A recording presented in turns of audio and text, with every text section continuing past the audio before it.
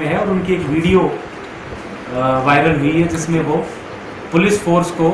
Instructions देते दिख रहे हैं कि किस तरीके से बल प्रयोग किया जाना है। इस बारे में मैं सर्वप्रथम तो चूँकि उस वीडियो की जो लैंग्वेज है वो उसमें कुछ शब्द ऐसे हैं जो नहीं होने चाहिए थे और उसमें इस वजह से प्रशासन का करनाल में मुखिया होने के नाते उन वर्ड्स पे मैं खेद प्रकट करता हूँ। वो शब्द जो है वो वीडियो में जो रखे गए जो उन्होंने कहे वो नहीं होने चाहिए थे। लेकिन जो हमारे जो एसडीएम हैं जो वहाँ पे जिनकी ड्यूटी थी, आप सब ने, क्योंकि करनाल में लगभग 1 साल से वो सर्विस कर रहे हैं, आपने सबने देखा है, सिंसियर ऑफिसर हैं, अपराइट ऑफिसर हैं, और हीट ऑफ द मोमेंट में जब ब्रीफिंग कर रहे थे तो उनसे वो कुछ शब्द निकले जो नहीं निकलने चाहिए थे। लेकिन जो उनका उद्देश्य था, इंटेंशन था, वो कहीं गलत नहीं थी, क्योंकि वो जो हमारा नाका था जहाँ पे उनकी ड्यूटी थी करनाल में, जो वेन्यू है उसके पास सिटी में रेलवे रोड पे, वो जो प्रोग्राम वेन्यू उससे थोड़ा ही दूर था और वो हमारा आखिरी नाका था। सबसे पहला नाका तो बस्ताड़ा टोल पे हो गया, फिर नमस्ते चौक पे हो गया और तीसरा नाका ये था। तो उन्होंने फोर्स को ये बताया कि लूटपाट करेंगे वेन्यू की, इसलिए हमें किसी भी कीमत पर यहाँ से प्रोटेस्टर्स को बाहर नहीं, आगे नहीं जाने देना है, हमें उनको रोकना है, समझाना है, बातचीत करनी है और फिर भी कोई ना माने तो बल प्रयोग करना है, डंडे मारने। तो स्वाभाविक सी बात है कि उनकी जो ब्रीफिंग थी उसका कुछ पोर्शन, कुछ उनका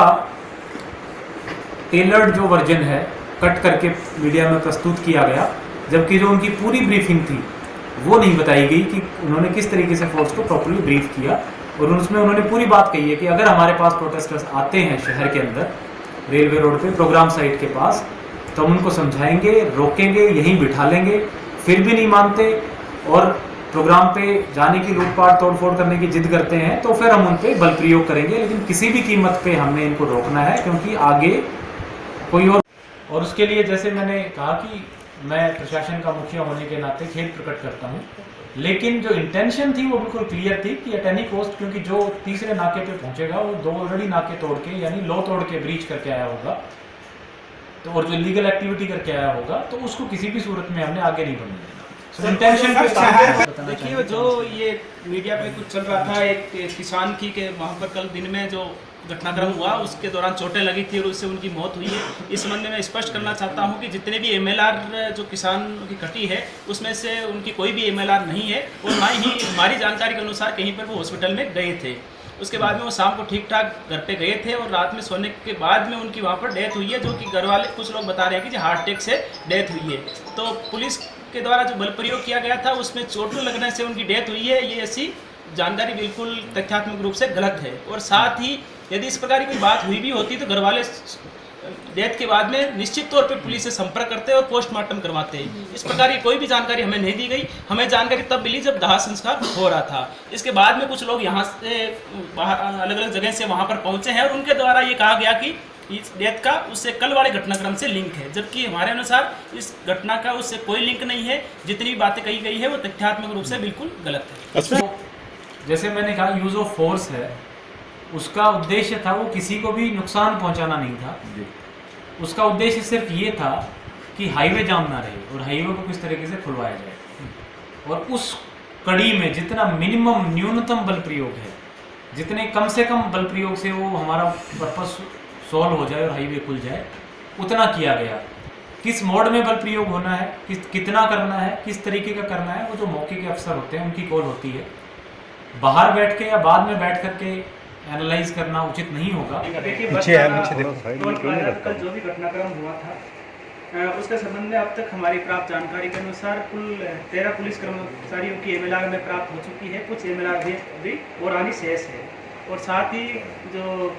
किसान की तरफ से टोटल 15 किसानों को जो चोटें आई थी जिनकी हमें जानकारी मिली है कि उनकी एमएलआर कटी है। कुछ किसान नेताओं ने कल आह्वान किया था कि और किसान भाई आज पहुंचे और सिविल हॉस्पिटल में और एमएलआर कटवाएं, तो आज भी कुछ एमएलआर और अभी कट रही है और शाम तक हमें पूरी जानकारी स्पष्ट रूप से मिल जाएगी कि कितनी एमएलआर एक्चुअल में किसानों की तरफ से कटवाई जा चुकी है। जो हॉस्पिटल में एडमिट करवाए गए थे प्रशासन की तरफ से, जो बसाड़ा टोल पे कुछ घायल हुए थे किसान, उनमें से ज़्यादातर डिस्चार्ज हो चुके हैं। गुरजंट नाम का व्यक्ति वो भी हॉस्पिटल में एडमिट है जिसके नाक पे चोट लगी हुई थी। साथ ही कल